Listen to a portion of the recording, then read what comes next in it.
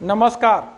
आज सरल भाषा में जमानत संबंधी नियमों की चर्चा करते हैं। जब कोई व्यक्ति किसी अपराध के लिए गिरफ्तार किया जाता है या न्यायालय के समक्ष लाया जाता है या हाजिर होता है, तब उसे जमानत की आवश्यकता पड़ती है। जमानत शब्द को दंड प्रक्रिया संहिता में परिभाषित नहीं किया गया है, किंतु अपराध को गैर जमानतीय और जमानतीय रूप में वर्गीकृत किया गया है। जमानत का अर्थ जब कोई व्यक्ति वस्तु छोड़ने के लिए धन देने का वायदा मौखिक या लिखित में किया जाता है, उसे जमानत कहते हैं। जमानती कौन होता है? वो व्यक्ति जो जमानत ले रहा है वो व्यक्ति जमानती है। जमानती की अपनी जिम्मेदारी होती है। जिस व्यक्ति को जमानत पर छुड़ा के ले जाया जा रहा है, उस व्यक्ति का न्यायालय में नियत तिथि पर नियत समय पर उपस्थित होना अनिवार्य है। यदि वो व्यक्ति निश्चित समय पर हाजिर नहीं होता है, तब उस जमानती की जिम्मेदारी बनती है कि उसे पेश किया जाए। अगर वो व्यक्ति पेश नहीं किया जा रहा है तो न्यायालय जुर्माने के रूप में उससे वो धनराशि वसूल कर सकता है।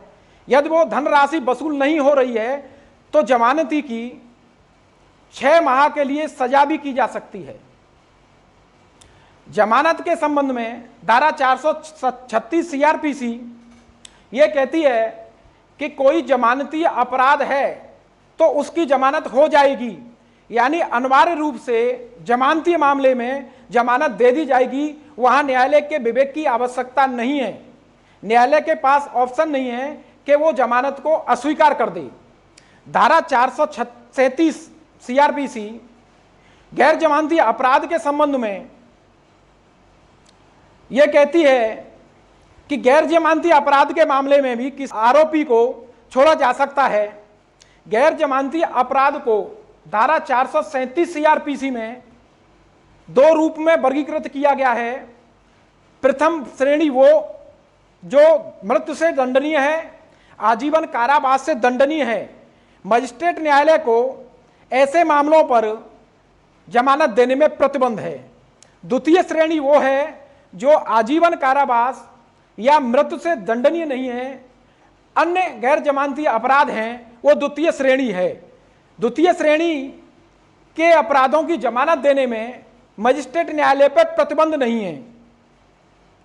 चूंकि यह विश्वास करने का आधार होता है कि कोई मृत्यु से दंडनीय या आजीवन कारावास से दंडनीय अपराध किया है तो मजिस्ट्रेट न्यायालय जमानत नहीं दे सकता है। लेकिन केस के तथ्यों से यह स्पष्ट होता है कि ऐसा मामला बनता नहीं है या विश्वास का आधार नहीं है, तो ऐसे मामलों में भी जमानत दी जा सकती है। अन्य मामलों में कोई प्रतिबंध के साथ यह मना ही नहीं है कि जमानत नहीं दी जा सकती, लेकिन व्यवहारिक रूप से आजकल निचली अदालतें जमानत नहीं दे रही हैं, जबकि कानून की मंशा यह है कि ऐसे मामलों में जमानत दी जाए और अनावश्यक रूप से अभियुक्तों को जेल ना भेजा जाए।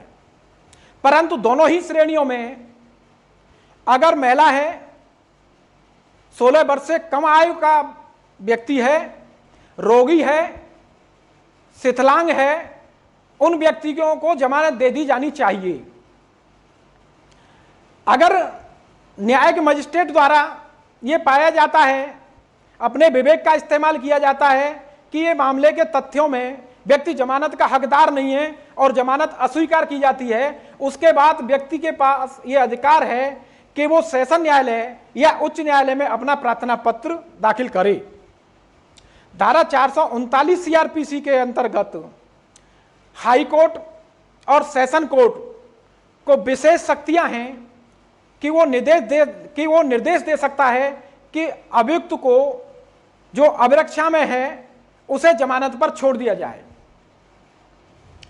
सुप्रीम कोर्ट की गाइडलाइंस और सिद्धांत हैं, मूल नियम जमानत है, जेल नहीं, सिवाय ऐसी परिस्थितियों के जहां अभियुक्त न्यायिक प्रक्रिया को बाधित नहीं कर रहा है भागने की उम्मीद नहीं है, बार बार उसी अपराध को करने का या गवाहों को धमकाने डराने का कोई तथ्य या साक्ष्य इस तरीके से केस में नहीं है, तो वहां भी जमानत दी जा सकती है। दूसरा मामला, आपराधिक प्रणाली में यह प्रतिपादित सिद्धांत है कि किसी आरोपी को जब तक निर्दोष माना जाएगा तब तक उसके दोष को साबित न कर दिया जाए। ये दोनों सिद्धांतों को सुप्रीम कोर्ट द्वारा प्रतिपादित किया गया और यह मंशा जाहिर की गई कि अनावश्यक रूप से लोगों को पीड़ित न किया जाए और उनकी जमानत के मामले को निस्तारित कर दिया जाए, यहां तक कि उन्हें जमानत दे दी जाए।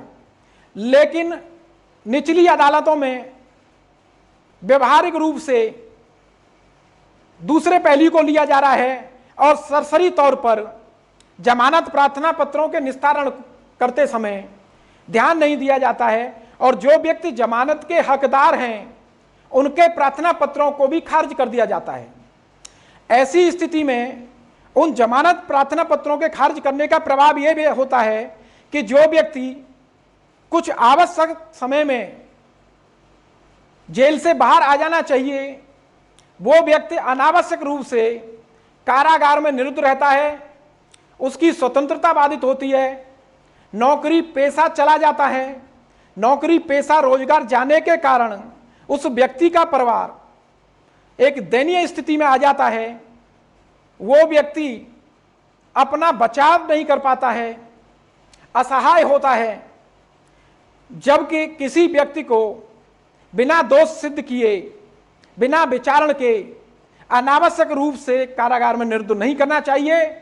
लेकिन न्यायालय में विचारण न होने के बाद सालों साल व्यक्ति जेल में रहता है और उसका परिणाम यह होता है कि मानसिक और शारीरिक रूप से भी प्रभावित हो जाता है और एक लंबे समय बाद वो व्यक्ति जमानत पाता है अथवा मुकदमे का निस्तारण हो जाता है। हास्यास्पद स्थिति तब होती है जब सालों जेल काटने के बाद व्यक्ति को पाया जाता है कि निर्दोष है, उसके खिलाफ साक्ष्य नहीं थे, तब बड़ी हास्यास्पद स्थिति होती है। न्यायालय द्वारा जमानत के समय यह नहीं देखा गया कि क्या एविडेंस है, नेचर क्या है, लेकिन सरसरी तौर पर उसके प्रार्थना पत्र का निस्तारण कर दिया और उसे जेल भेज दिया गया। जेलों में भर्ती भीड़, अनावश्यक दबाव, दूसरे पक्ष पर चूंकि उनके रखरखाव, खाना और सुरक्षा के संबंध में भारी खर्चा आता है, वो राजकोष के माध्यम से आम जनता की जेब पर भारी पड़ रहा है। ऐसी स्थिति में सर्वोच्च न्यायालय के समक्ष न्यायिक प्रणाली में की जो व्यवस्था है बहुत असंतोषजनक है। उससे में कठोर फॉर्मूले की आवश्यकता है जिससे कि जेलों पर दबाव ना बढ़े, लोगों को शीघ्र न्याय मिले, मुकदमों का शीघ्र निस्तारण हो। और इन सारी बातों के साथ साथ लोगों को अगर शीघ्र न्याय नहीं मिल रहा है, देरी से न्याय दिया जाना भी न्याय न देने के बराबर है। इसलिए इन स्थितियों को ध्यान में रखते हुए माननीय उच्च न्यायालय और सर्वोच्च न्यायालय को इन तथ्यों पर ध्यान देना है कि व्यक्ति के अधिकारों का हनन हो और उनकी जमानत प्रार्थना पत्रों का शीघ्र निस्तारण हो। धन्यवाद।